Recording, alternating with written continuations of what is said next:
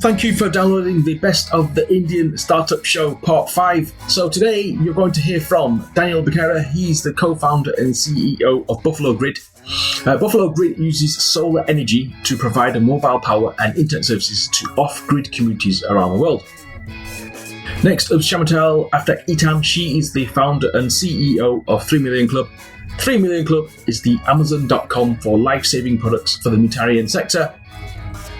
Next, we hear from Vidya Vidar. She's the founder and CEO of Evidesk. Evidesk is a software-as-a-service product providing help desk software solutions for businesses around the world. Next up is Deepak Goel. He is the founder of Karma Circles. Karma Circles is a peer-to-peer social learning platform. And finally, Vivek Banerjee. He is the founder of Credent Academy.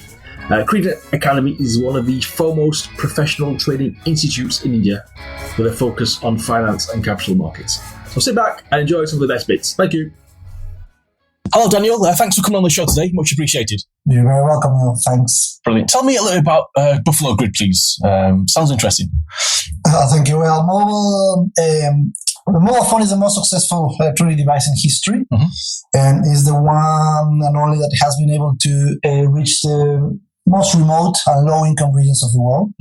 And there's hundreds of millions of people today with access to a mobile phone, but not access to the power to charge it. Okay. So addressing that pain, we create BuffaloGrid. We deployed our BuffaloGrid hubs that are, as a size reference, a little bit like a shoebox connected to a solar panel. Okay. The solar panel generates the electricity that we store in a battery in the hub, and then we dispense the power to charge mobile phones through it. The customer comes along, sends a text message, and that text message is the key and payment to unlock the power within your hub. Now, one of the key things about BuffaloGrid is that we provide this equipment for free. Okay, it's free. Okay, excellent. So one of the things that we identified when we were looking into this market is that the cost barrier is one of the biggest obstacles to scale. So we reduce that barrier to zero. We provide our equipment for free, as I was telling you, and then we run the service of providing the power and connectivity to these rural users with the agents that run our hubs. We share that revenue with them. And because everybody's paying by text message, there's no cash involved. So all the transactions are completely accountable and transparent. Again, the agent cannot even access the power within your hub. It's only the text message that is the key and payment to unlock that power. So that allows us to keep control remotely from our headquarters in London across all our operations in rural India. Excellent. So you're running this like a proper business. It's not like an NGO, is it? Exactly. So that's the other key thing. What we saw is that in order to scale, you need to have a business approach to it. If you see the energy hungry problem, then you will see that, more than 1 billion people are out there without access to power.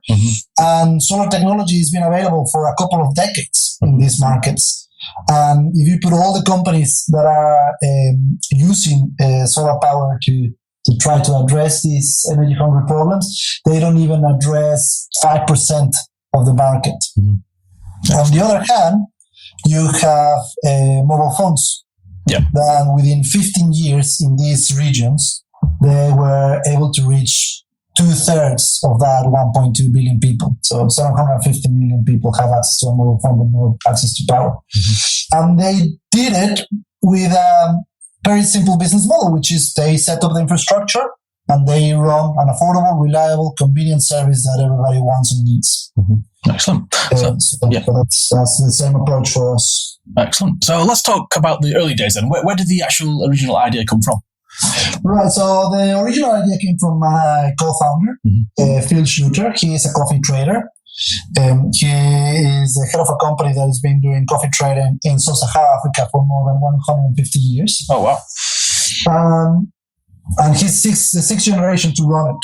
He grew up in Kenya, so he's always been very close to these regions. And nowadays he's based in the UK, but constantly traveling to these more than 13 nations where he buys coffee from across sub-Saharan Africa, and checking the coffee and all that sort of stuff. And in that process, he saw how mobile phones were increasing their penetration, how many of the farmers that he would buy coffee from were getting access to mobile phones, how much benefits the mobile phones would bring to them, but how difficult it was for them to charge it. So it's very common to see a farmer in Uganda commuting a couple of hours to reach the nearest point where he can charge his phone. So he thought of a bicycle generator. Okay.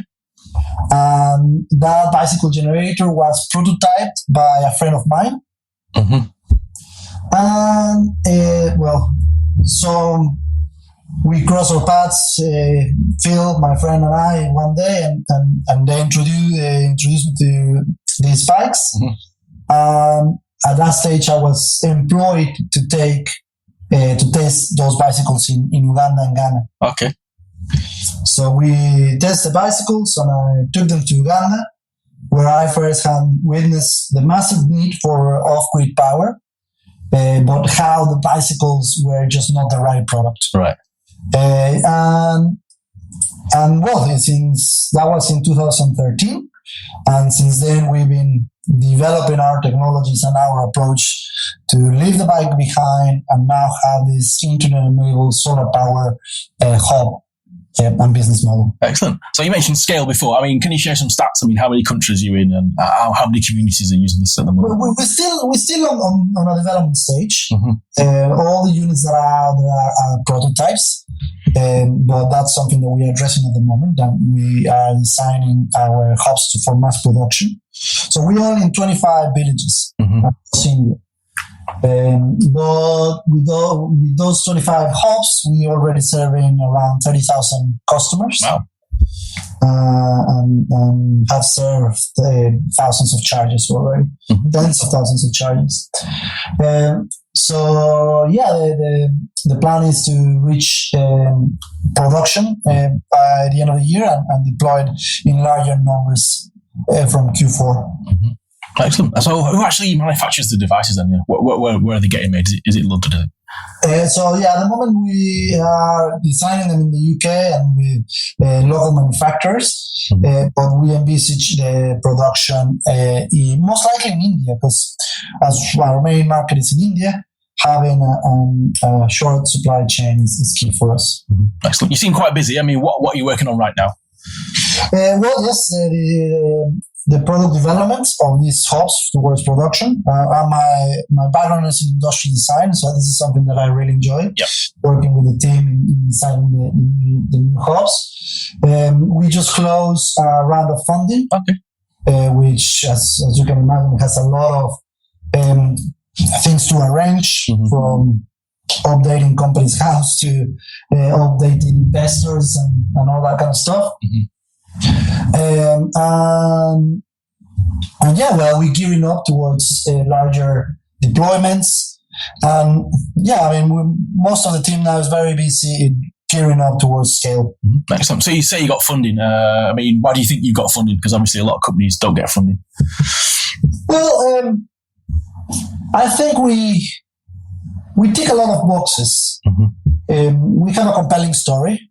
We have a market that it's been now growing. I mean, for many years, these emerging economies were not seen as an attractive market. It gets confusing because at the moment we're in India, which is a very powerful economy. But when we started, we kick off with sub-Saharan nations in mind.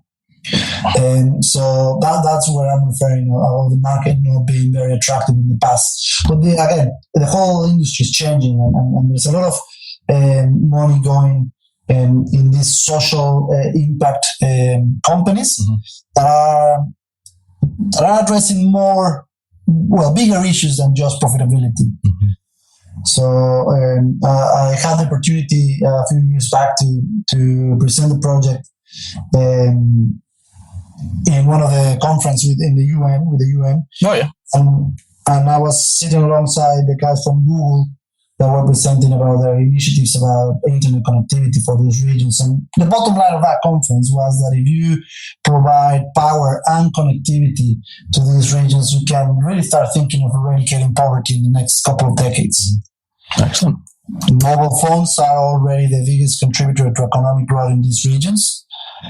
So imagine what smartphones can do. Mm-hmm. Okay. Can you share some milestones or achievements or during your time at BuffaloGrid? What's been the highlight so far? I guess when we charged the first 1,000 phones was quite an exciting time. But we've been breaking that record constantly. Nowadays, even on a daily basis, we can do more than 1,000 charges now. So then, having the unit that it's serving, working in the way that we want it to work. Yeah. So again, it's been a constant design development stage. So from a bicycle generator to a unit that only had a few ports to the units that we have now that have more than 24 ports and internet connectivity, it's just been constant development. So whenever we hit a milestone, then there's a milestone ahead of us waiting to be reached. Excellent. You said you went to Uganda. I mean, I've not been. What's it like? Any stories you can tell us? Well, one of the things about these nations that grow coffee is that they're in the equatorial fringe of the world, right? Mm-hmm. By definition, there's very good weather in these regions. Yeah. So things grow. So when you go to the countryside of Uganda, the subsistence farmers that live there have a really rich soil workaround.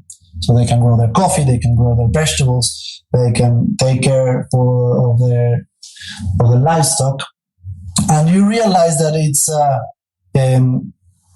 a good place to live if things were different from where they are now. Yeah. The big issue that these people have is the lack of services. The moment that their kids get sick, the moment that the kids cannot reach the proper education, is when things go really pear-shaped for these communities. So if that's something that can be addressed with technology, then I dare to say that the future is really bright. Mm-hmm. And because the moment that you can, that's one of the things we're doing with BuffaloGrid. Having that internet connectivity allows us to become a platform for many more services to reach these communities. Mm-hmm. And those services can take any shape or form. We're working with companies doing remote medical diagnosis. We're doing projects with companies doing interactive educational content. Mm-hmm. Things that can be deployed in these remote regions simply by providing power and connectivity. Mm-hmm. How are you getting the word out? Is it via online, social media, email marketing? Is it word of mouth? Yes, I guess a bit of everything. Mm. Doing podcasts like yours, presenting at events. We've been really lucky with trade missions. Mm-hmm. Okay. In the UK, there's this group called Clean and Cool. Mm-hmm. We've been traveling with them to India, to the US, to Brazil, and it's a network of companies in the clean tech industry that we've been traveling together and created. If you join the voices, the message is louder. Mm-hmm. So through those platforms, we've been really lucky with press and with general coverage. Mm-hmm. You mentioned some countries there with big populations. How big do you want to go with this? There's more than 170 nations that will benefit from BuffaloGrid services. Mm-hmm. We are now fully dedicated to scale in India, but we want to reach as many sub-Saharan African nations as we can, and the same for Southeast Asia. Yep.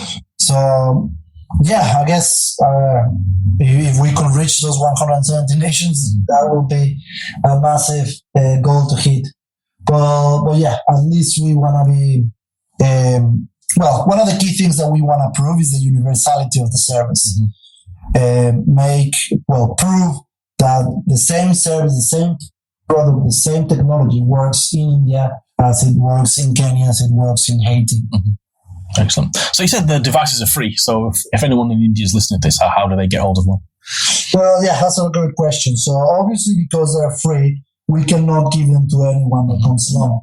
So we are building partnerships with companies, organizations, or individuals that have reach to those populations where BuffaloGrid could be useful. So in India, we partner up with banking inclusion companies that have a presence in those communities. We partner up directly with new operators that have presence in those regions. So it's by exploiting those existing networks of trust that we can deploy our free equipment. Excellent. What's would you say is the most surprising thing about this entrepreneurial journey so far? The most surprising thing. Well, it's the success of the overall success of mobile phones. I mean, when we started, people didn't believe that mobile phones have such big penetration in such poor regions. Now that we are again in a different economy, like it is in India, people are finding hard to believe that so many users will have smartphones. And it's just a constant surprise of seeing the success that mobile phones are. So almost half of our customers already have a smartphone in India, and we hope that's going to be the case soon enough in Sub-Saharan Africa as well. Excellent. What would you say is the hardest part about building this business? Well, I guess it's finding the right partnerships, because it's about finding the right people that you can scale with, and just getting the right deals and the right setups from the outset. Cool. What would you say is the vision of the company? Well, the vision is to transform the lives of those who don't have access to power. And with that in mind, it's reaching the 1.2 billion people without access to power. Excellent. Last few questions then. Have you got any advice for anyone wanting to do like a social innovation startup? What should they be focusing on, in your opinion? I guess for us, what has been always very useful is to see the big picture. It's very easy to focus on the daily tasks. Of course, you have to get those done, but it's the big picture that is the light at the end of the tunnel, right? So if you see this entrepreneurship as a big tunnel, a lot of time, if you just focus on the road ahead, it's just going to be darkness. So you need to raise your head high and see the light with that vision at the end to find a way through it. Excellent. Can you give me some examples of how BuffaloGrid has changed rural communities, please? Well, one of the key things for us is to enable the full potential of those mobile phones. So most of our users use their mobile phones on a daily basis, like you do when you have 10% left in your battery. For that call that you really need to make, for that call that you really expect. Having the convenient access to power that allow you to have your phone charge 100% every day allows you to use it more and to connect more. So those rural users that were just using that phone to the bare minimum now can use it much more. And talk to their families, who increase their business activities, and now that those that can connect to the internet can gear up towards a new level of technology that can have much better benefits. Brilliant. Last question then. If people want more information on BuffaloGrid and yourself, what must they do? Well, our website, www.BuffaloGrid.com. Follow us on Twitter at BuffaloGrid. We're on Facebook as well, just as BuffaloGrid. and get in touch. I mean, we always looking for new partnerships, looking for new people to talk, looking for new insights. Mm-hmm. And yeah, we're very proactive in getting in touch with the people and newcomers. Where does the name come from? That's a good question. It doesn't come along very often. But, well, yeah, so again, Phil, my co-founder, gave us the Buffalo name. It was the Buffalo project at that stage. Okay. And it was because in Kenya, where he grew up, buffaloes have the reputation of charging anything. Okay, all right, okay. So we charge everything as well. That's the name. What is the state of the social innovation scene in 2016 now? Oh no, it's much better than it used to be. It's growing, and it's a very exciting place to be working. I mean, we're seeing lots of companies doing lots of very interesting things, and yeah, it's all happening. Brilliant. Thank you very much for coming on the show today, Daniel. Oh, you're very welcome, Neil. Thank you. Have a great week and good luck with BuffaloGrid. Thank you very much. Cheers, buddy. Hello, Chantal. Thanks for coming on the Indian Startup Show today. Thank you for inviting me. Tell me a bit about 3 Million Club, please. Sounds interesting. Okay, so the 3 Million Club is, put simply, is the Amazon.com of life-saving products. Mm-hmm. It came up because of the huge need of accountability and sustainability for life-saving products in the humanitarian sector. Mm-hmm. People have been frustrated. When you buy something or donate something to a charity, you really have no idea where your money is going through. Mm-hmm. And in most cases, unfortunately, neither does the charity. It goes to a bigger pot and then gets distributed on salaries, cars, rent, and some of it does maybe buy a life-saving product. Mm-hmm. And what we're doing is we're integrating the efficiency and authenticity of e-commerce mm-hmm. into the relief world. Okay, cool. What you buy is what they get. Excellent. So you're running it like a proper business, not like an NGO. No, we are actually a complete non-for-profit, mm-hmm. But with a for-profit model. Okay. So we're taking our investors, investors in previous angel investors in startups and technological startups and large businesses. Mm-hmm. They're interested in the hardcore for-profit model, and they believe in the efficiency, and so do I. Mm-hmm. However, our system is a not-for-profit system, so we're not interested in selling the system later. We're interested that people and agencies, especially local agencies as well as international agencies, will then adopt the tracking system to create efficiency and effectiveness over donations. And where did the idea come from? Can you remember the discussion? Oh, yes, I remember the discussion. For sure. Well, the idea came from, initially I was hired by these angels.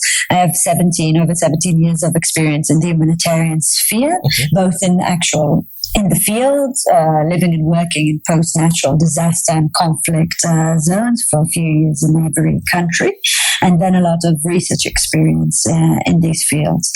And what happened is that I developed a prior not-for-profit startup with other for-profit developers. Mm-hmm. I called this their Karma projects. Because these are not-for-profit startups. So occasionally I catch a very talented programmer, and I tell him that he needs to do something for greater good. What happened is that I was contacted by these angels because they were disillusioned by the whole, are disillusioned by the whole humanitarian relief bottomless pit donation sphere and the lack of sustainability that it portrays. But they had no idea in how to make it more efficient. What they knew is that they want to integrate the tech of the 22nd century into the humanitarian sphere, the efficiency, the lean way the startup models work into the humanitarian sphere, but they had no idea in how to do it in the sphere because they're not familiar, and that's where I came into the picture. And the actual idea of the e-commerce model and the tracking system came about a year ago. So we are now doing it a year. We're in existence for a little bit over 2 years. Excellent. So you've been doing it for 2 years. Can you share some stats? I mean, how many countries are you in? How many communities are using this? So right now we have been piloting in Haiti and post-earthquake Nepal. With what we have been doing, we've saved a little bit over 2,500 children using the same system. So what we really wanted to test, there was no questioning is that the product's actually life-saving. But what was the main question of this technology was, will it be utilizable? Will the agencies, the local agencies and the local manufacturers, will they like it and use it? Because, there's so much technology in the third sector that is just left unused. Also in the for-profit sector, as you know. So it needs to be usable. And what we discovered is that the local agencies really loved using it and support it because they're empowered by it. Products go directly to them, not to international agencies. And the local manufacturers are empowered for them because they get business flow into their factories directly to them and not via larger international agencies. So how do you go about finding the communities then? So it goes, depending on the context, it's very flexible in how it works. And we want to keep it this way because our goal is the world, right? And we want to help wherever and support and send products, buy and send products wherever they're needed. So the system needs to be flexible enough to operate in different contexts. As you can imagine, working in Bihar in India compared to working in Sudan today would be very, very different story.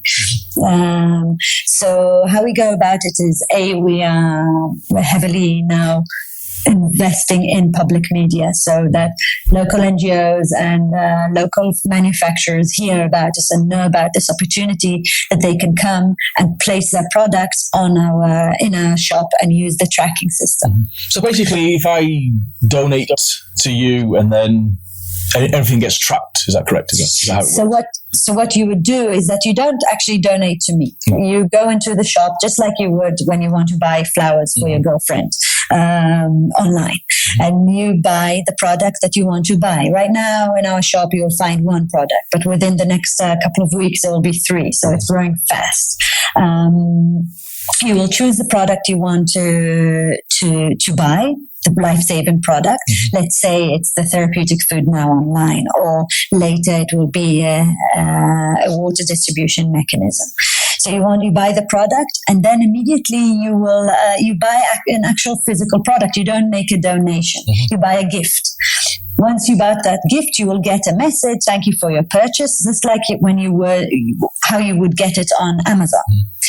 Later on, when it was manufactured, after days or a week, depending on the type of product, you get a notification that it was manufactured by a specific factory, and you will be notified which factory manufactured your product and that it's en route to a local distributor.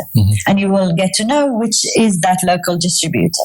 So it's fully transparent on where it's going. You can actually go and visit the local distributor if you want to check the authenticity of the system. Once the product arrived to the local distributor, you'll see another tracking message in the tracking system saying it arrived and it's starting to be used and starting to save a life. That's the physical reporting, just like you would on DHL, moving until it reaches its destination. And then the final report that you will get is what we call an impact reporting. You will get a report, the story of the life you helped save or saved.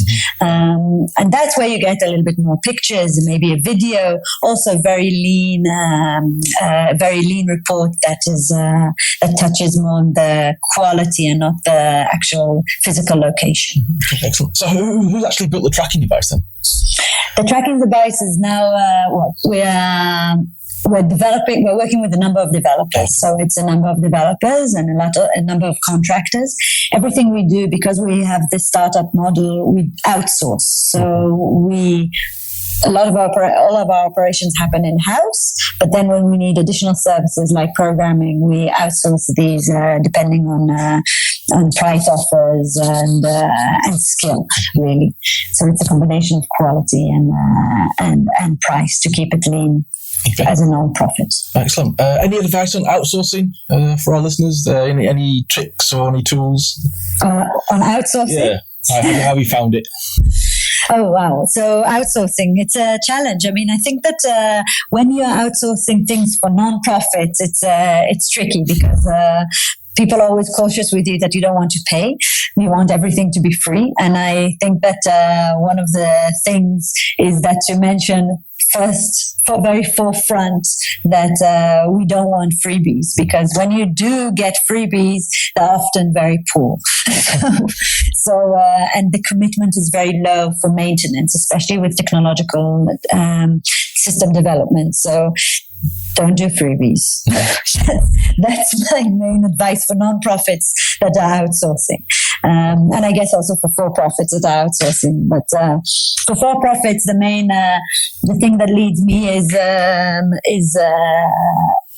really the road to hell is paved with good intentions. So try and keep the good intentions, but keep it a very clear goal that you would apply for a for-profit business. Excellent. What are you working on right now? Right now, we're working on the 3 Million Club. So we're working on generating traction with buyers, getting as much people to our website to buy products, to buy life-saving products. Mm-hmm. That's, let's say, 50% of what we're doing. This is working in parallel to the system developing and the tracking device that we're developing. This is happening ongoingly. And then the second thing is to get more products on board in the shop. So, and actually we are working on India quite heavily. We want to get more products in India, more life-saving products manufactured in India, and sell them and distribute them within India in areas of need. Mm-hmm. And when do you think that'll happen? Very soon. So we have one product that is actually to do with malnutrition. India has the largest population of severely malnourished children in the world. Out of the 3.1 children that die every year, 1.5 are only in India. So that's one of the products that we want to launch there. There's a local manufacturer that is developing a therapeutic food, that has developed already a therapeutic food, and we're looking at working with them. And then we're looking for more innovative products in India, and we're hoping to integrate them soon, to find them and integrate them soon. So if anybody has ideas, please get in touch with me. It's all very personal. You get in touch directly with me or with our operations officer, and we move on from there and add these to the shop. How big's the team? Very small. Two people, okay. 2 people. It's a little bit like a WhatsApp model. Very small team, very large operation. Most of the services are outsourcing. Of course, we do have a regular communication officer and IT support and CFO services. But again, these are outsourced. So on the actual payroll, there are 2 of us, and then the rest is outsourced. Cool. And where does the name come from? The name is going to change soon. Okay. If you have good ideas over the new name, please share them with us. We just couldn't come up with anything better. And we decided that rebranding is less of a priority at this moment. So we will probably do rebranding within the next 6 months or so. The name came from our angels. They're not marketing people. So you've been doing this for the last 17 years then? Right. Okay. Yes. I mean, what's been the most surprising thing about the journey so far? Oh, well, the most surprising thing is the thing that got hold of me in the humanitarian sphere, is when you have, I've been doing mainly relief aid, emergency relief aid. So it's post-natural disasters like tsunami, earthquakes, heat waves, epidemics, etc., and post-conflict. And entering these types of zones, the thing that most captured me is the humanity, not of the aid workers, but of the people. When you have absolutely nothing is when you see everything. It's when you see the most humane magic. in our world. And it was incredible, entering these places and people that have nothing, that everything was stripped off them, either by force of nature or by human cruelty, offer you their last cup of tea or a place to sit and sleep with them in whatever makeshift accommodation they have. That's the thing that captured me. And the capacity, our sheer capacity to bounce back after the worst is amazing to see. We often forget this capacity when we are in our life in the Northern Hemisphere and in the people that are privileged to have everything, how quick we can bounce back and deal with hardship. And that capacity is what I'm really after on empowering and building, because the local capacity is greater than any international capacity. We just need to trust it and empower it, and not defeat it by creating dependency on foreign systems. Excellent. So, what do people like UNICEF and United Nations think of what you're doing? A lot of friends and colleagues of mine think it's great because it fills a gap. It's not replacing what international agencies are doing. They're doing very, very important work that saves millions, hundreds of millions of lives all the time, and they're also doing development work. But what they don't do, and what is difficult for them, is to do rapid change in their systems. And it's difficult for them to aid the local individual needs, very, very micro needs on the ground, and very micro needs of individual donors just wanting to help and donate online. People that just want to do good now. I want to buy a life-saving product now.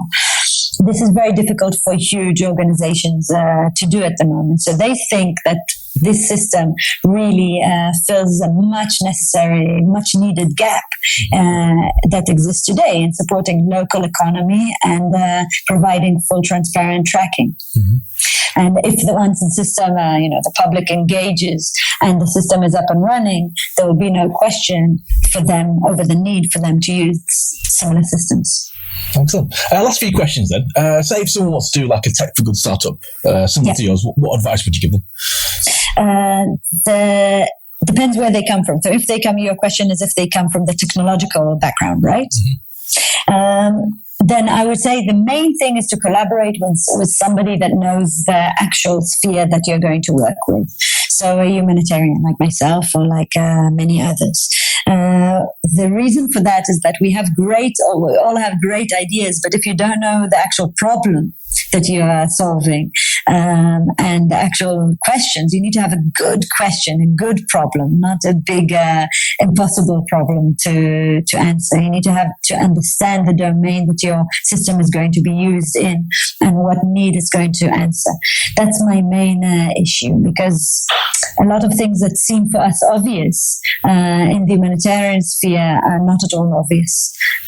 Talking from power, capacity, electricity, until skill and know-how and funds. If your product is more expensive than the weekly earnings of an individual, it might be an issue, and many more questions. So the first thing is to partner with somebody that understands the sphere and understands the problem in the domain that you want to aid. Okay, and plans for the future, say, what would you say the goals are in the next 12 months? In the next 12 months, there really is to get more products on board in the shop and to get more buyers to know of the system and to buy and donate and buy actual products and get them sent. And this is in parallel to developing the technology. That's our main goal. Develop the technology, add more products, and get people to buy the products and send them to where is needed. So create a lot of traction within the shop.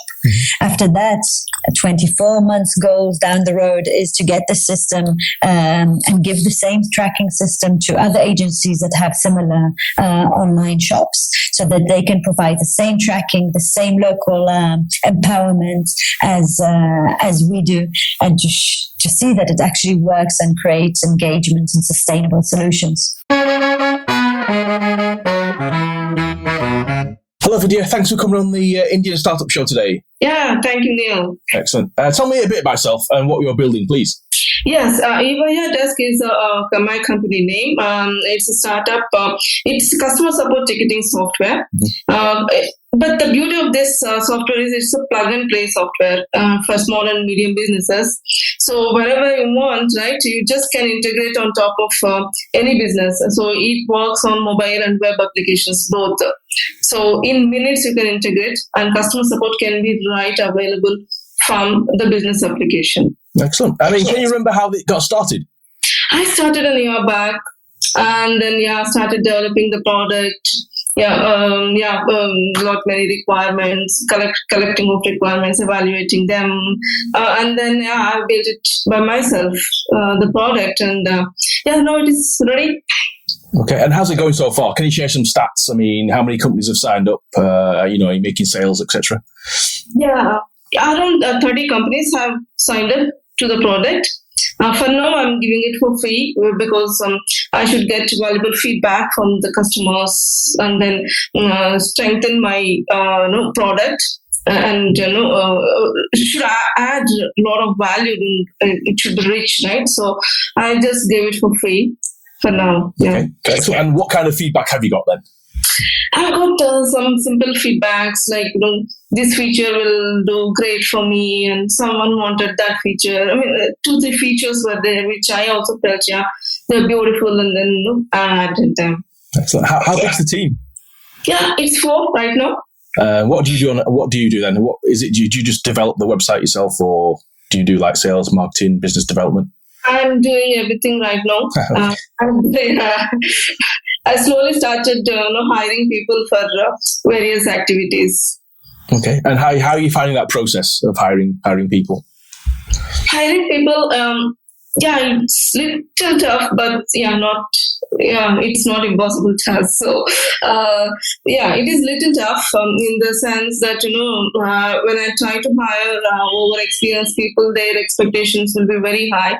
And I cannot satisfy them. So I'm just going with freshers and less experienced persons, and then taking them on board and then training them.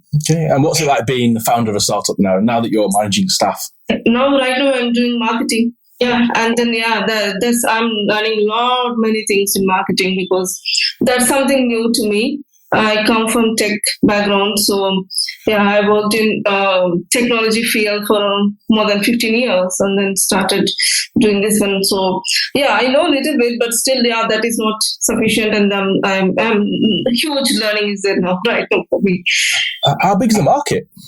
Market is very huge. Market is there available, very huge, and even competition is there.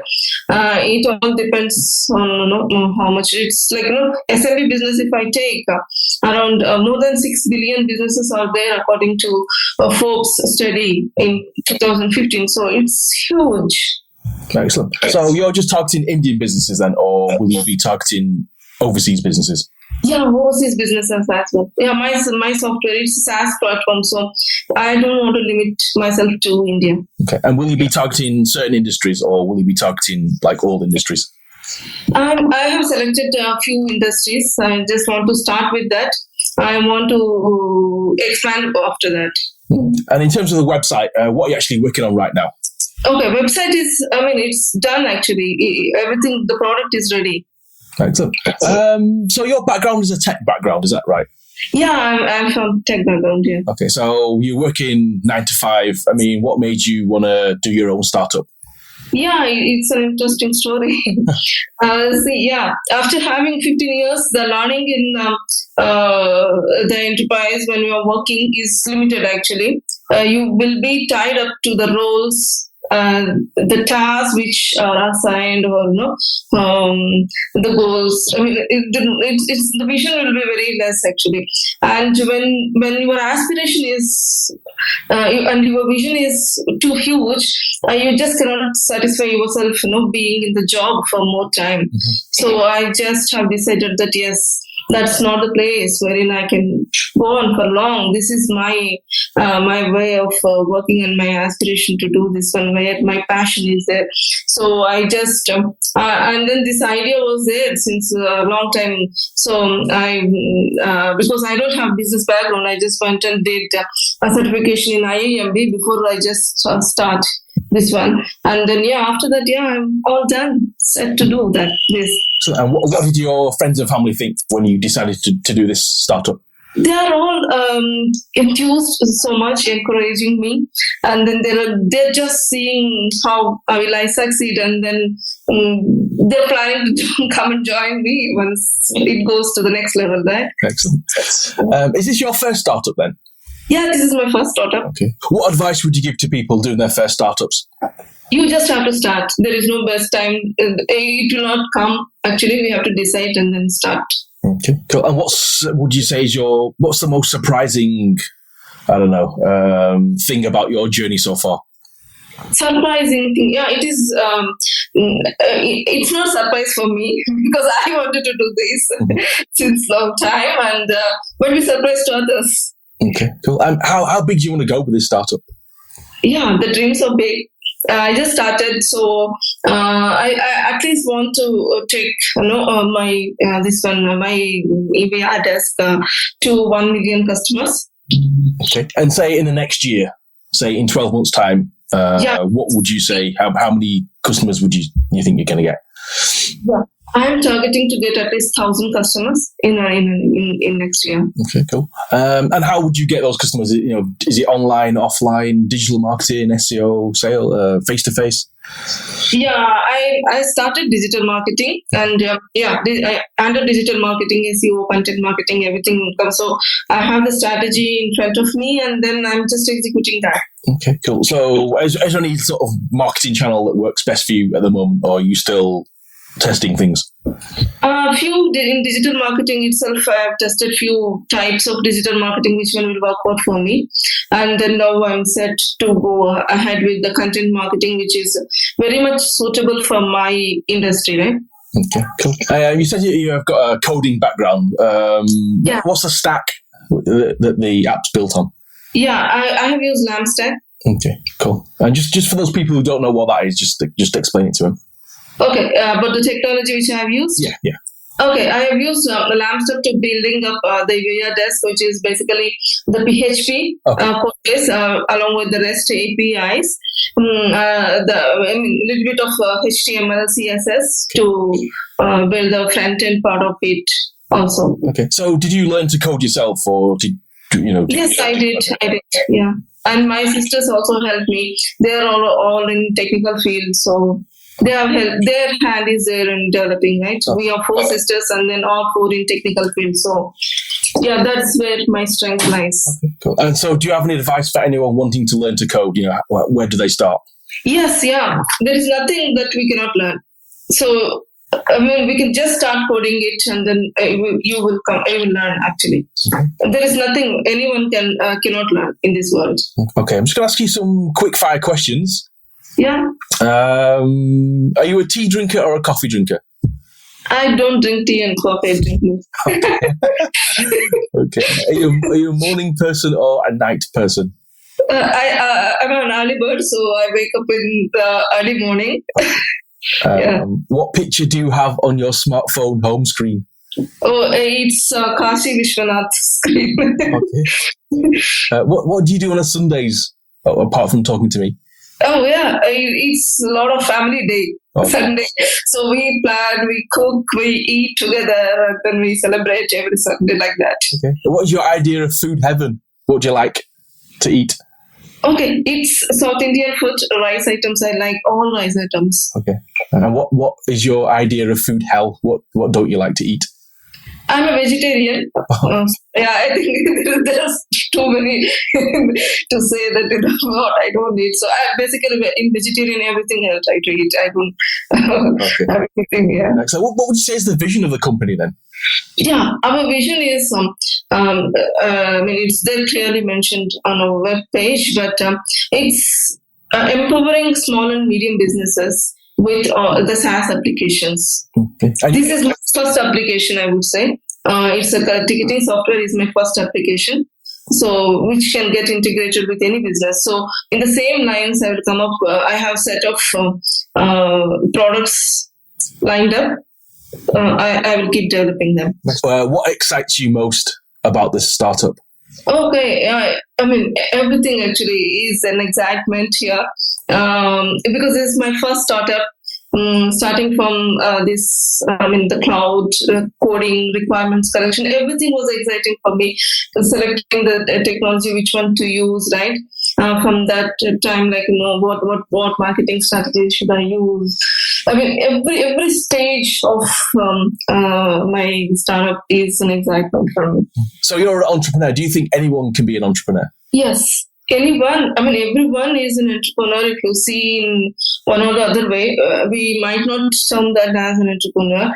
But yes, I mean, anyone, if you have the vision and the passion and the hard work, right, you can build big businesses also.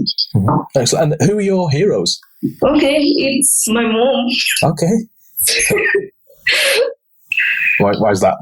Yeah, because she has been with us and then empowering us and motivating every day to day. She didn't allow us to any day feel down or any sort of negative feeling. She did not allow to come even touch us. It's difficult, right, for daughters to make them all engineers.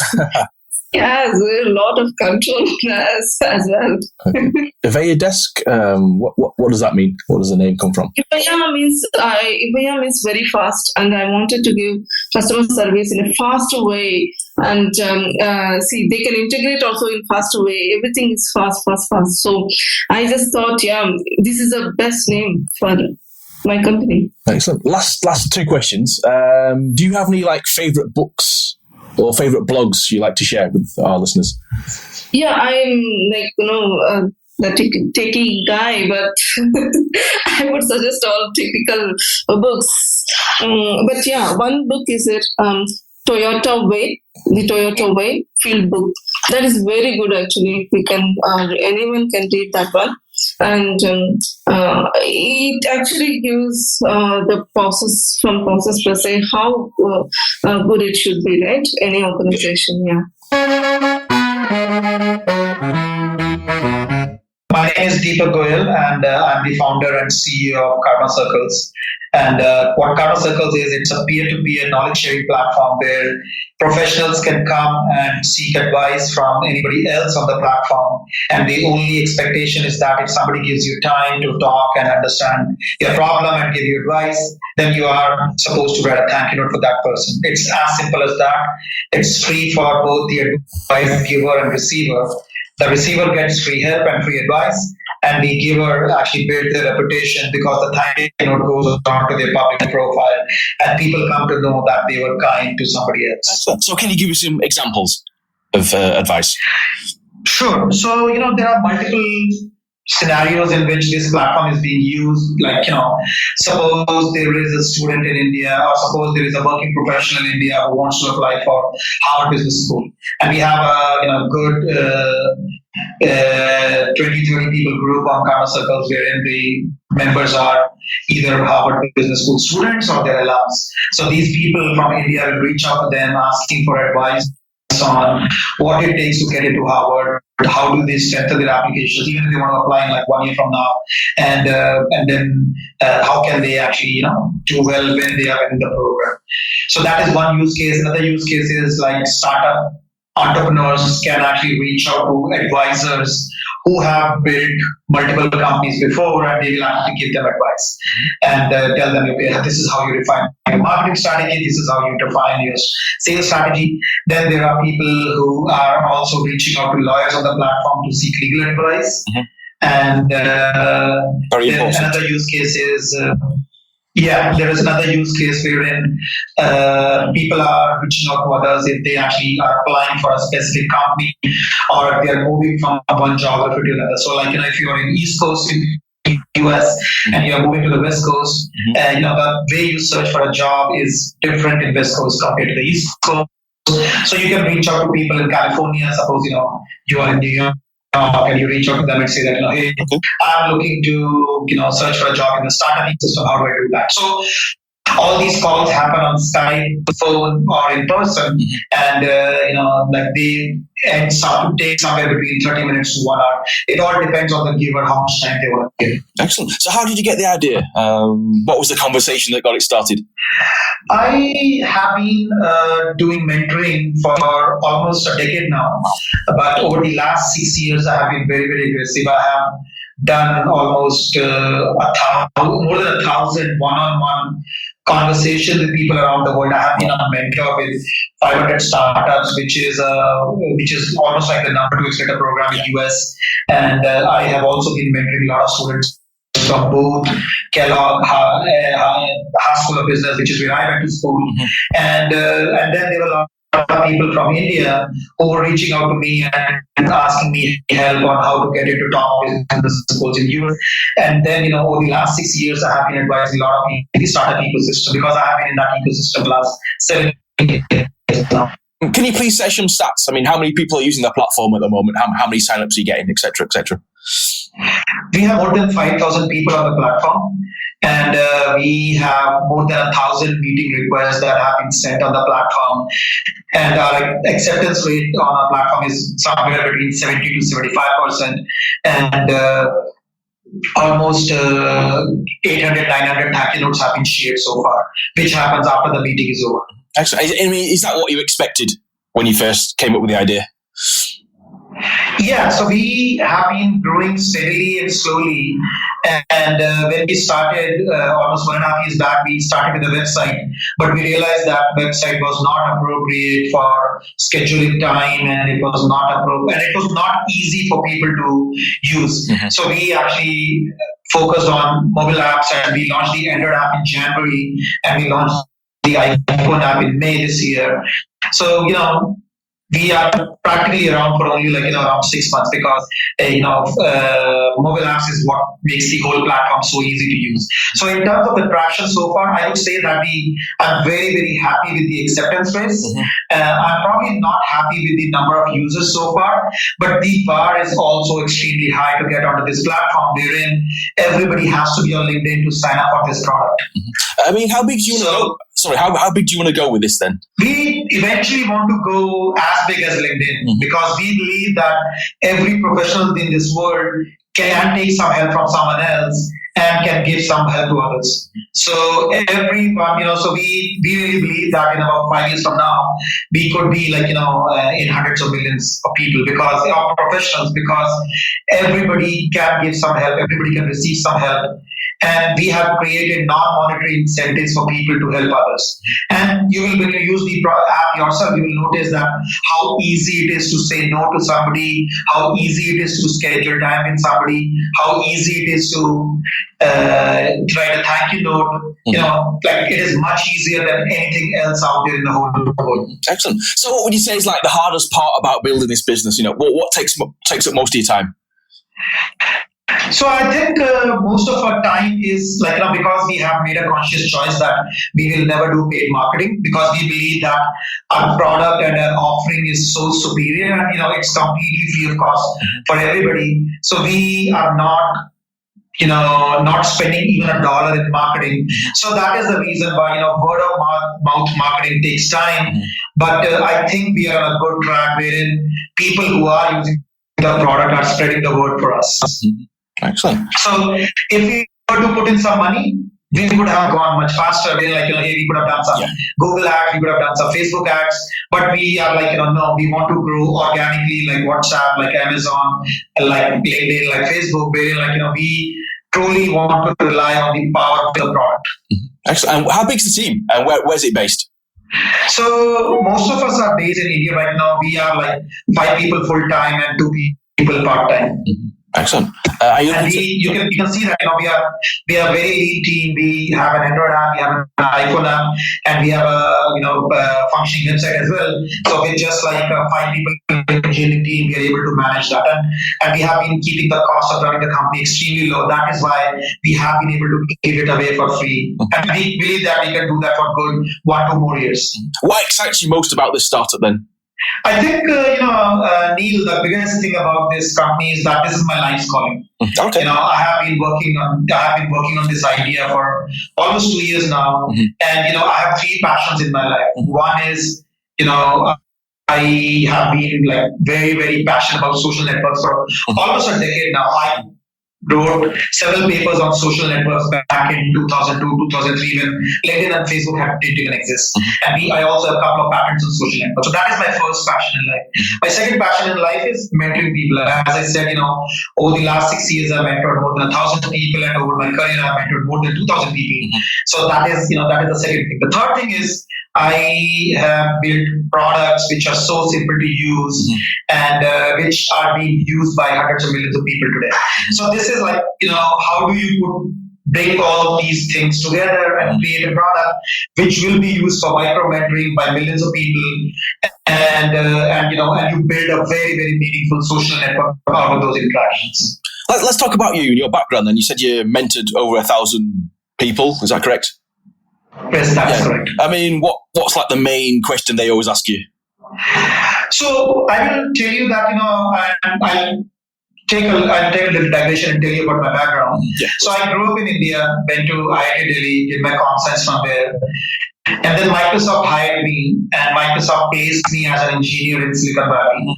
And, from 2001 to 2005, I was an engineer at Microsoft. And then I decided to go for an MBA at UC Berkeley, and I specialize in entrepreneurship.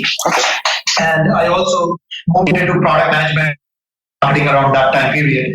And since then, I have been in the startup space. I first, was part of a startup called coupons.com, wherein I was a director of product management and built 3 of their most amazing products. Then I moved to India for a year to run a company in real estate. I was a chief product officer, ran engineering, product management, and marketing for them. And then I moved to Chicago, and in Chicago, I ran an education company. I was the CTO of the company and the co-founder, and I ran engineering, marketing, and product for them as well. So, you can imagine that, I have touched so many domains, I have touched so many functions. I'm not somebody who is like a 21-year-old CEO. I'm somebody who has grown up the ladder. I have been a junior person, I have been a manager, I've been a director, I have been a VP level, I have been a CXO level.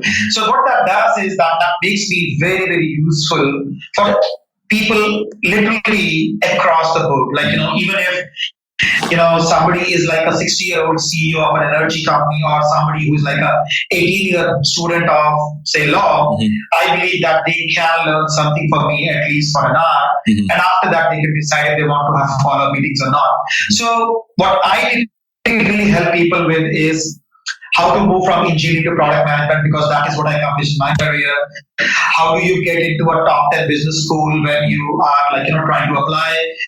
How do you become a great product manager? And then, for the entrepreneurs, it has been like how to raise funds, how to scale up your company. I've scaled up companies from 0 to 1 million, 2 to 12 million, 17 to 100 million. So I have a very diverse experience that I can be useful for a lot of people. Like, be it people in business school, people who are trying to go to business school, people who are in engineering. So that is what I typically help people with. Like, people will come with the pitch decks on, is this pitch deck fundable? Do you think, what do you think about the idea? What do you think about the sales strategy? What do you think about the marketing strategy? Okay, so we have a few listeners who may be pitching in front of a few VCs. Obviously, you've got a lot of experience. Any advice on how to pitch to a VC? So, I have been an angel investor myself, and whenever an entrepreneur comes to me, I ask them 4 questions before I even look at the pitch deck. And the first question that I ask them is, what is the problem they're trying to solve? The second question I ask them is, how is that problem being solved today? And I believe that every problem that is getting solved by them must be getting solved somehow. Maybe there is a really poor solution to solve that problem. The third question that I ask them is, what is their solution and how is that solution superior to anything out there? And the fourth and the most important question is, can we that people will actually use their solution over any of the existing solutions because it is significantly superior to anything out there. And when they get to that, that is when I ask them questions like, why are you doing this? Why is it that you believe you are the best person in this world to do this? And how big is the market? And how much money do they need? And other important questions. Okay, excellent. And in terms of the actual slide deck itself, I mean, how would you go about putting together a slide deck? Obviously, we've like death by PowerPoint presentations. You must have seen so many PowerPoint presentations. How would you get a PowerPoint to stand out? Yeah, so there is. So I think that the best slide decks are the ones which actually answer literally 6 questions for me. The 4 I just told you, and the 5th one is why are we the right people to solve this problem? Mm-hmm. And the 6th thing is like how big is the market and what have they achieved so far? Excellent. I mean, I also have a sample slide deck that I put together on SlideShare that people can download and they can see. Oh, excellent. Yeah. Cool. Good stuff. So what are your favorite startups then over the last 10 years? Over the last 10 years, my favorite startups, I will tell you that the best company that I was in Valley in 2001 when Google was just getting started and they got started couple of 100 meters from me. Yep. And so Google is my number one company. I still believe that they have the agility of a startup and the processes of a company. Mm-hmm. And then I really, really love and get inspiration from what you serve 400, 500 million people with like less than $50 million and with a less than a 50 people company. And that is what we draw inspiration from all the time. I really love Trello. Because I think Trello is an amazing product as well and an amazing company. And the other startups that I really like I think Facebook goes without saying. And these are like some of my best startups. Okay. What's the one thing you want people to know about building a startup? I would say that, we don't live forever. So go build something that will actually outlive you. Hello, Vivek. Thanks for coming on the show today. Hi, Neil. Hi. Thank you. Thanks a lot. Brilliant. Tell me a little bit about yourself and what you're doing, please. Sounds interesting. So Neil, we are based out of India and we are trying to develop a complete ecosystem using technology to facilitate deep financial inclusion, financial penetration in our country. Mm-hmm. As you know that India is one of the strong growing economy with very strong growth in the middle class population. The need of understanding of financial inclusion in true sense through financial literacy and through financial knowledge distribution. Mm-hmm. We are trying to integrate a strong technology orientation into distribution of financial knowledge in society. Mm-hmm. That is happening through learning management system. That is happening through the analytic platform which we have developed, where people get access to various data and data visualization tools so that they can easily comprehend what's going on in the financial markets. Mm-hmm. Okay. So is this like a learning platform for people who want to get into finance? Would you say? That's right. Okay. That's right. So in a very simple form, it's a simple learning platform where people who are interested in finance and financial markets, they can plug themselves into it. Mm-hmm. But apart from a basic learning platform, what we have done is we have integrated a lot of interactive learning tools and we are kind of creating a gamification framework where people actually learn by practicing, by playing the game and by keeping track of the market through various live market tools as well. So who's this actually for then? Is it for people who want to get a job in the financial industry, or is it be for students or working professionals or families, etc.? Yeah, so Neil, if you see the age bracket, which is very, very vibrant right now in India, that is the age bracket from age 18 to 36. That's why we call India to be the youngest country in terms of the manpower which is coming into our system. So the target is to cover up that complete age bracket. So right after high school, whenever a student gets into the graduation mode, immediately a need of value-added program like ours come into picture, because the traditional academic programs like BCom and BBA, etc., they have become kind of a need program rather than a value-added career programs. So a program like us, which caters to an age bracket, right from age bracket 18, which is more of job oriented and career oriented. But as you progress and you get into a job, and once you start earning salary and make money from the job, your need of investing that money to generate more money out of that money comes into center stage. So basically, it's not just about career program, but it's also about a lot of programs which is helping people to manage their funds properly and generate more return out of their existing funds. Excellent. Can you share some stats then? How's it going so far? I mean, how many people have signed up and gone through the program? Okay, so we have been running this offline academy since 2008, and we must have trained almost 10,000 people directly and indirectly into financial markets. We launched the online portal called elearnmarkets.com, which is purely an online delivery, and whatever philosophy or practical orientation we had in offline, we've converted that to a lot of interactive tools online. Now, in last 1 year of existence, we have trained more than 1,000 people from across geographies. India obviously has internet penetration goes strong, the broadband connections goes better in India, and the mobile commerce is picking up like anything in India. There is a lot of interest of students as well as market participants to get knowledge online. Now, this 1,000 in last 1 year has been extremely encouraging, because what we did in last 7 years, literally, we have, in terms of top line, literally we have done that in last 1 year.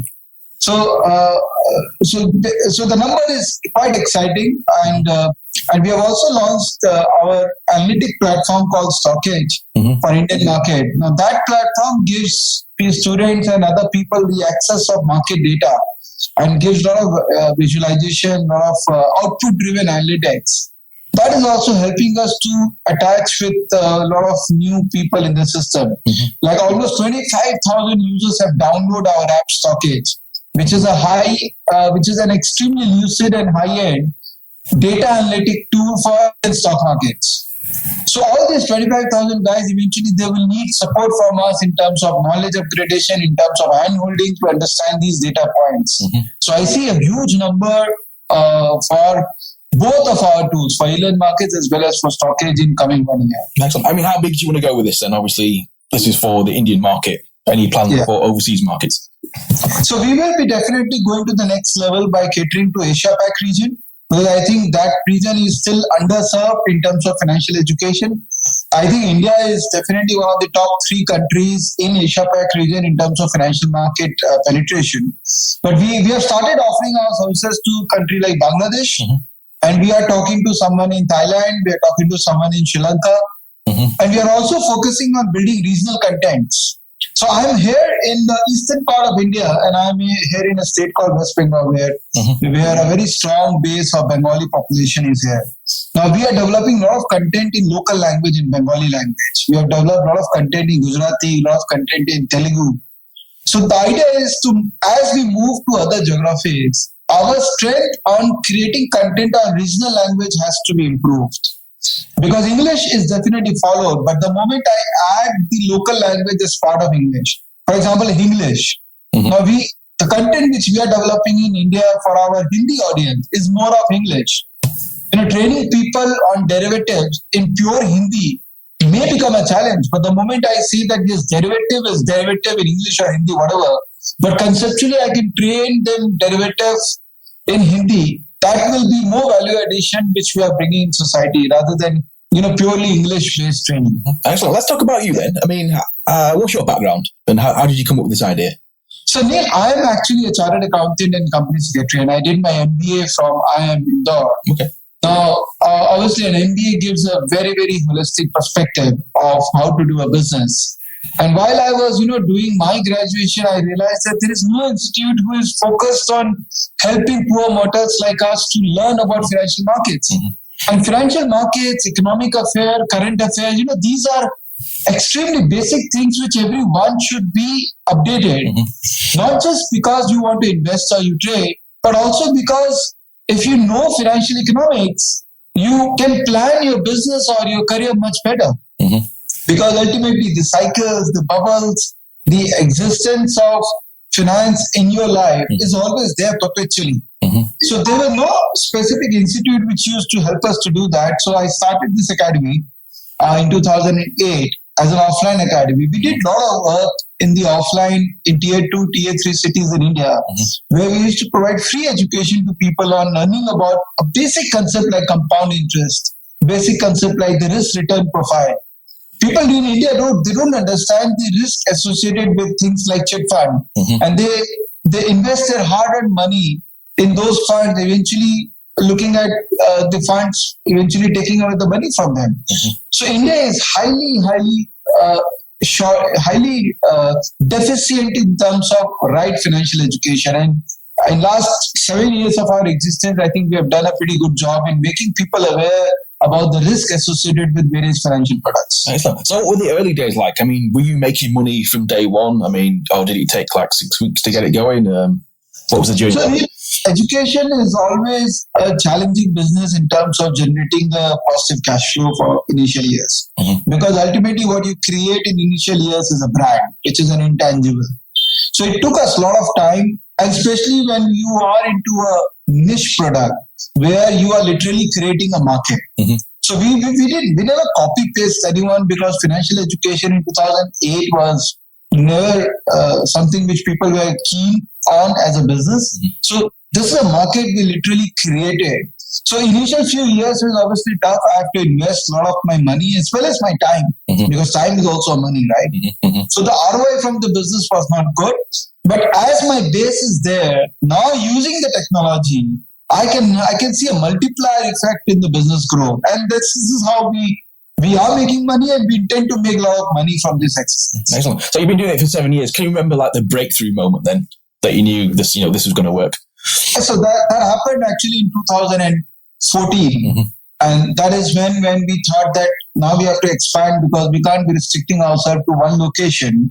And we thought that the best way to do that is virtual world. And we created this website, elearnmarkets.com. And the first 2 months were so encouraging. And we were able to convince the organizations like National Stock Exchange, Bombay Stock Exchange, Multi-Commodity Exchange, and we became their partner for e-learning in financial markets. That's where we realized that this is something which we have done pretty nice. And if the organizations like those are convinced that they're becoming partner with us, and we got good sales in the initial first quarter. So that's, I would say that it's a breaking moment for us. Excellent. So are you a first-time founder then? Is this your first shot at building the company? No, Neil, if you see, business or entrepreneurship is in our blood. So maybe this is, I would not say that this is a first-time entrepreneurship or a first-time venture which I have undertaken. During the college days, during the school days, we were involved in a petty business ventures.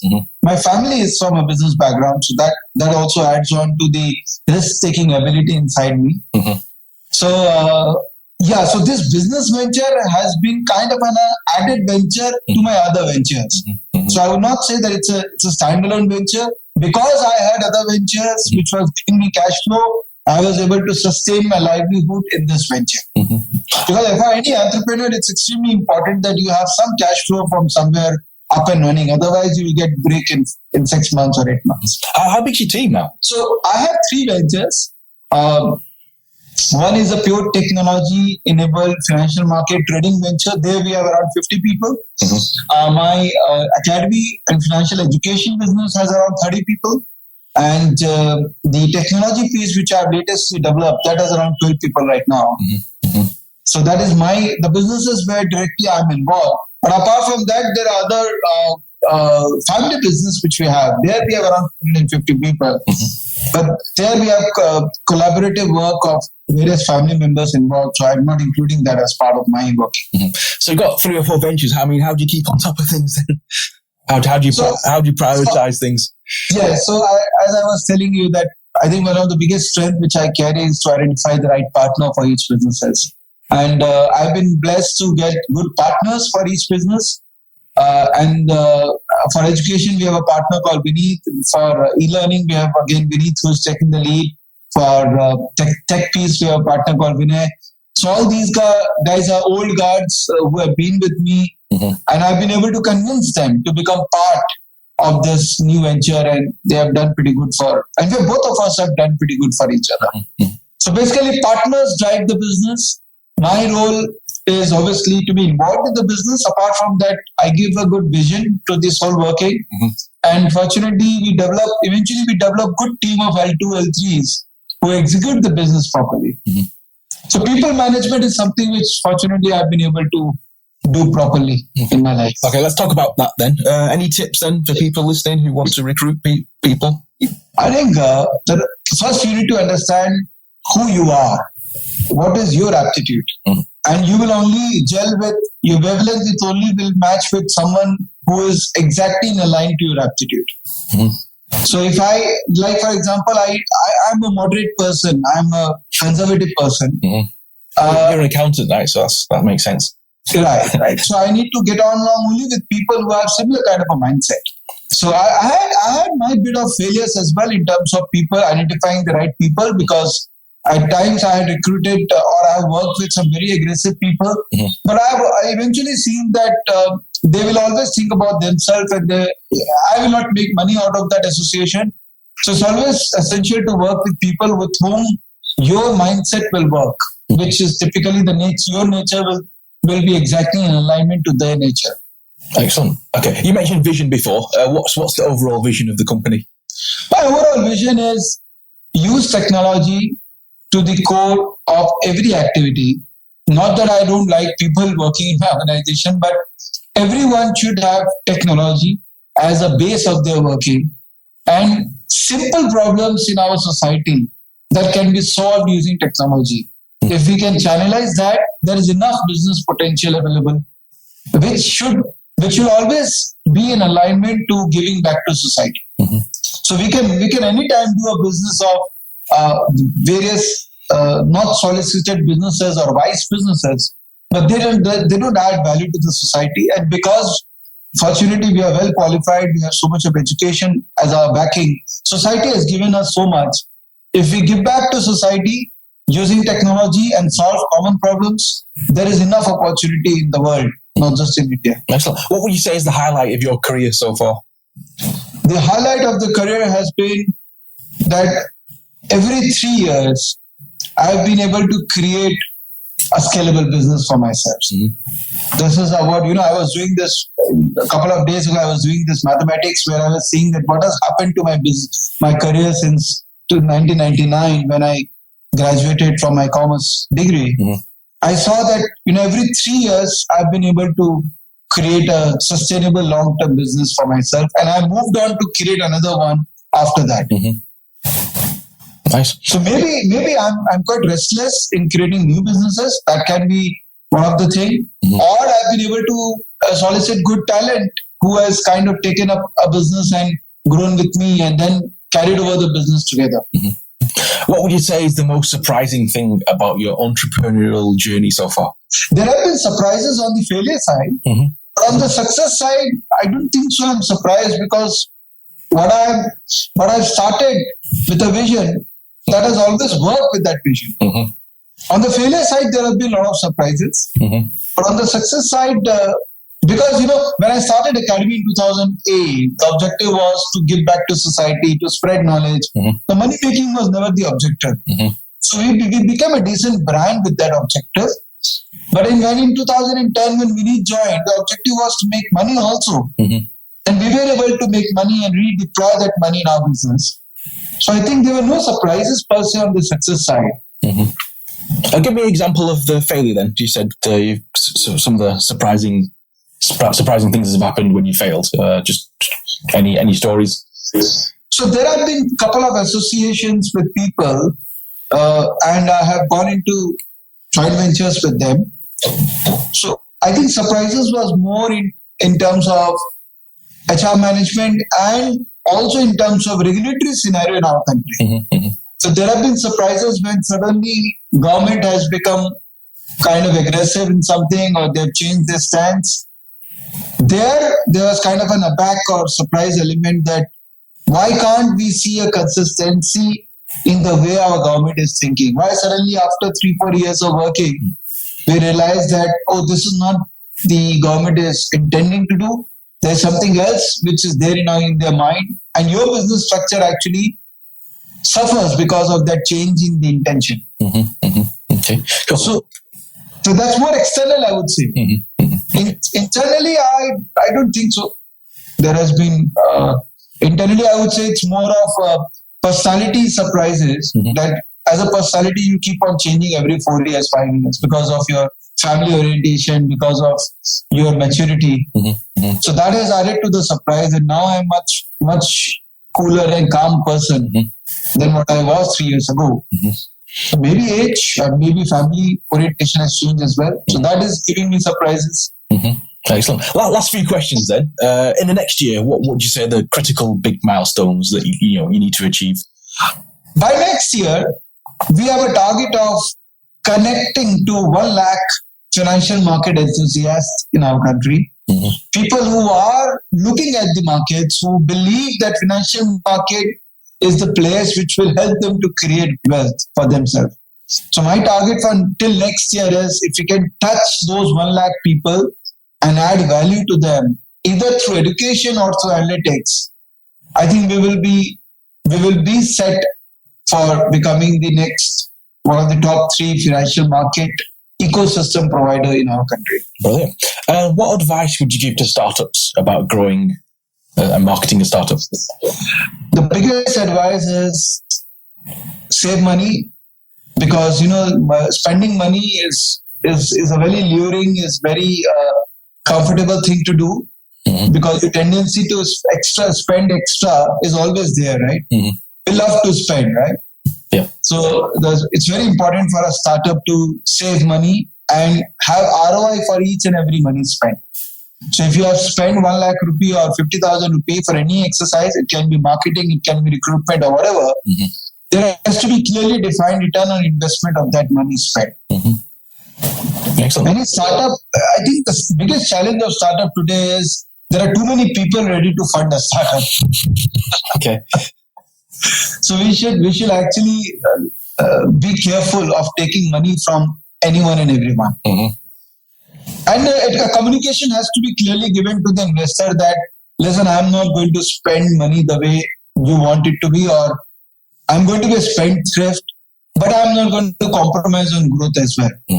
Who are your business heroes? Or heroes in general? See, I love to read about the guys who are from my community. I'm basically from a Marwari community.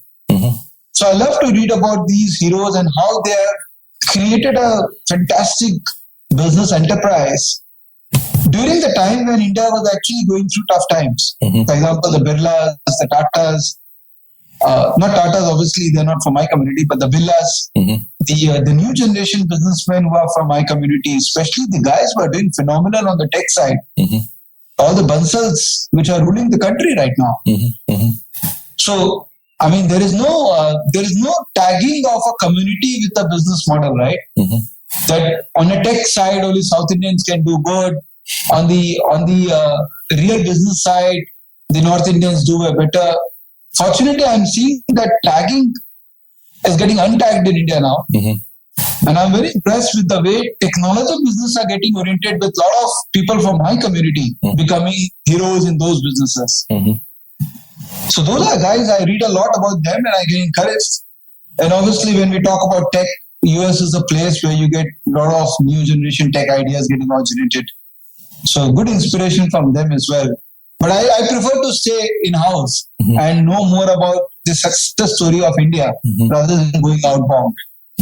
Excellent. Yeah. Last few questions. What are your hobbies and interests outside work? Obviously you're really busy, but is there anything you like to do? Yeah, so I read a lot. I like technology a lot. I adapt to all latest technology gadgets, so which actually keeps me busy, which is good as well as bad. And I'm kind of a family person, so I'm blessed with three children, and so I have to allocate a lot of my time to them and their activities, their sports, their studies, etc., etc. So I'm a kind of a family guy.